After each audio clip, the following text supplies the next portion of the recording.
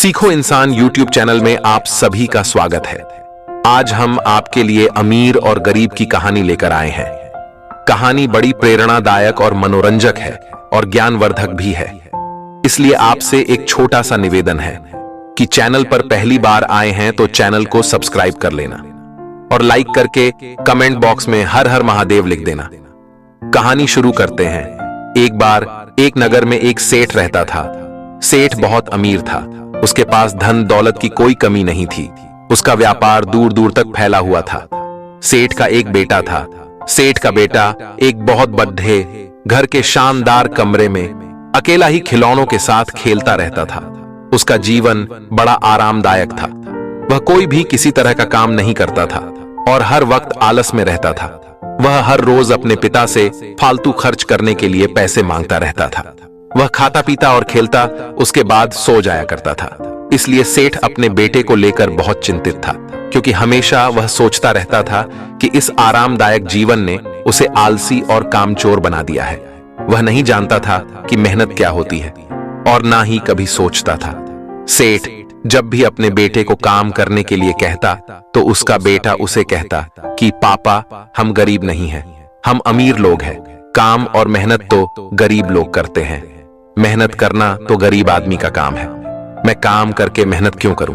सेठ अपने बेटे को समझाने की बहुत कोशिश करता और अपने बेटे को कहता कि गरीब आदमी ही मेहनत करके अमीर आदमी बनता है और गरीब अमीर कुछ नहीं होता है। और जहां तक खुशियों की बात है, भगवान ने गरीब को ज्यादा खुशियां दी हैं, उसे ज्यादा मजबूत बनाया है। लेकिन उसका बेटा अपने पिता की इन बातों को मानने के लिए तैयार ही नहीं था। इसीलिए सेठ ने अपने बेटे को यह सबक सिखाने के लिए और उसका भविष्य बनाने के लिए उसे एक गांव में लेकर गया, ताकि वह गरीबों का जीवन भी देख सके। अमीर सेठ अपने बेटे को पहले एक ऐसे गरीब किसान के परिवार के घर ले गया। किसान सुबह ही खेत में जाकर हल चलाता और अन्य काम करता। उसका परिवार और बच्चे भी खेत के काम में किसान का हाथ बंटाते। किसान का परिवार एक छोटे से घर में रहता था, जिसमें बिजली, पानी और हवा की कोई व्यवस्था नहीं थी। सेठ के बेटे ने गरीब किसान परिवार से पूछा, आप ऐसी हालात में कैसे रह रहे हो?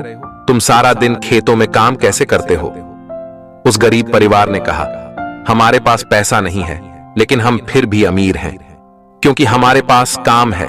हम दिन रात मेहनत करते हैं और खुशी खुशी के साथ अपना जीवन यापन करते हैं। उसके बाद अमीर सेठ अपने बेटे को एक नदी के किनारे लेकर गया।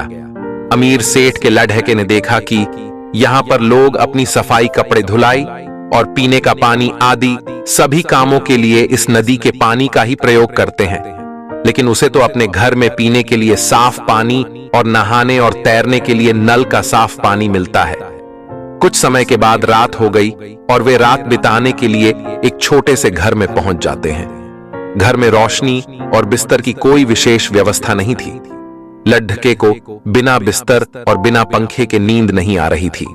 अमीर सेठ का लड़का बाहर से आने वाली अजीब आवाजों से परेशान हो रहा था।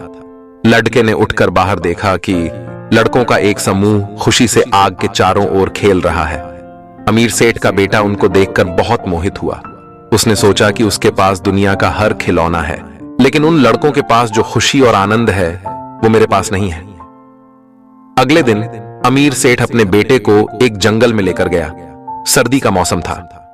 सर्दी की वजह से सेठ का बेटा ठिठुर रहा था और उसे तेज भूख भी लग रही थी। जंगल में चलते चलते उन्होंने एक झोपड़ी दिखाई दी। झोपड़ी में एक साधु रहता था।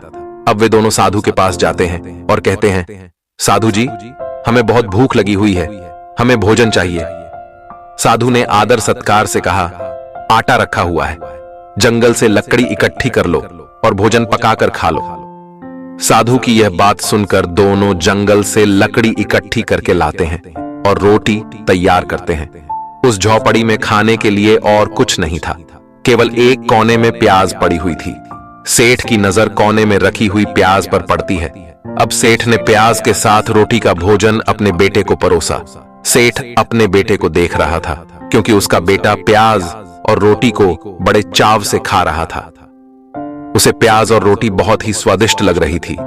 सेठ ने अपने बेटे के कान में फुसफुसाया और कहने लगा, तुम इसे कैसे खा रहे हो?